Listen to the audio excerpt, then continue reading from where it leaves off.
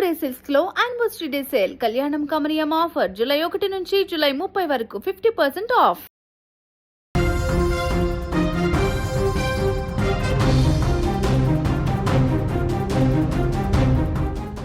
మరికొద్ది రోజుల్లో ఆస్ట్రేలియా పర్యటనకు వెళ్లబోతున్నటువంటి భారత ప్రధాని నరేంద్ర మోదీకి తాజాగా అక్కడ వచ్చినటువంటి బెదిరింపులు సంచలనంగా మారాయి.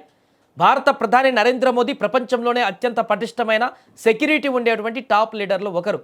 అలాంటి గ్లోబల్ లీడర్కు అంతర్జాతీయంగా ఇప్పుడు హత్యా బెదిరింపు రావడం అనేది ప్రపంచవ్యాప్తంగా పెను సంచలనం సృష్టిస్తోంది. ఆస్ట్రేలియా గడ్డపైన అడుగు పెడితే చంపేస్తామంటూ ఓ అజ్ఞాత ఉగ్రవాద నెట్వర్క్ నుంచి ఆన్లైన్ వేదికగా ఒక షాకింగ్ మెసేజ్ వచ్చింది. ఇప్పుడు కొద్ది రోజుల్లో ప్రధాని మోదీ ఆస్ట్రేలియా పర్యటనకు వెళుతున్న తరుణంలో ఈ బెదిరింపు రావడము ఇటు భారత నిఘా వర్గాలను అటు ఆస్ట్రేలియా ఫెడరల్ పోలీసులను ఒక్కసారిగా ఉలిక్కిపడేలా చేసింది. అసలు ఈ బెదిరింపు వెనుక ఆ అబు ముస్తాఫా ఎవరు? మెల్బోర్న్ స్టేడియంను టార్గెట్ చేస్తూ చేసిన ఆ కామెంట్స్లో ఏముంది? ఈ ముప్పును ఎదుర్కోవడానికి ఆస్ట్రేలియా ఆర్మీ పోలీసులు ఎలాంటి వ్యూహాలు రచిస్తున్నారు? ఇంటర్నేషనల్ బ్రేకింగ్ న్యూస్కు సంబంధించిన పూర్తి వివరాలు మనం తెలుసుకునేటువంటి ప్రయత్నం చేద్దాం.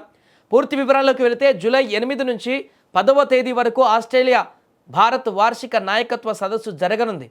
ఇందులో భాగంగా ప్రధాని నరేంద్ర మోదీ ఆస్ట్రేలియాలో పర్యటించనున్నారు.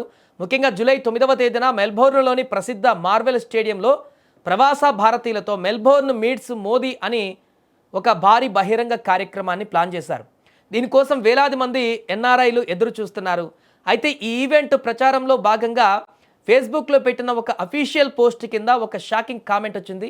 అబు ముస్తాఫా అనే అకౌంట్ నుంచి ఆ కామెంట్ పెట్టారు. అందులో ఏముందంటే, ఈ ఈవెంట్ జరిగే సమయంలో స్టేడియం పైకప్పులు మూసి ఉంచడం చాలా మంచిది, లేదంటే మోదీ తన చావు కోసమే ఆస్ట్రేలియాకు వస్తున్నట్లు అవుతుంది అంటూ ఓపెన్గా థ్రెట్ ఇచ్చాడు. ఆస్ట్రేలియా రూఫ్ను టార్గెట్ చేస్తూ స్నిప్పర్ లేదా డ్రోన్ అటాక్ తరహాలో ఈ బెదిరింపు ఉండడం సెక్యూరిటీ ఏజెన్సీలకు నిద్ర లేకుండా చేస్తుంది. ఈ కామెంట్ జూలై 3వ తేదీన ఆస్ట్రేలియా ఫెడరల్ పోలీసుల దృష్టికి వెళ్ళింది. ప్రధాని మోదీ లాంటి అంతర్జాతీయ నేతకు సంబంధించిన విషయం కావడంతో ఆస్ట్రేలియా విపత్తుల నిర్వహణ ఇంటెలిజెన్స్ సంస్థలు రంగంలోకి దిగాయి. వెంటనే ఏఎఫ్పి ఈ కామెంట్ పైన కేసు నమోదు చేసి దర్యాప్తు ప్రారంభించింది. సైబర్ విభాగాన్ని అలర్ట్ చేసిన అధికారులు ఆ అబు ముస్తాఫా అనే ఫేస్బుక్ ఖాతాను సంబంధించిన ఐపీ అడ్రస్ను ట్రాక్ చేసినట్టుగా సమాచారం తెలుస్తుంది.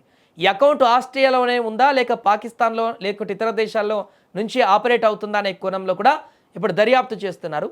అయితే ఇంటర్నేషనల్ సెక్యూరిటీ ఇష్యూ కావడంతో దర్యాప్తు ఏ స్టేజ్లో ఉందనేది ఆస్ట్రేలియా పోలీసులు ఇంకా అధికారికంగా వెల్లడించలేదు.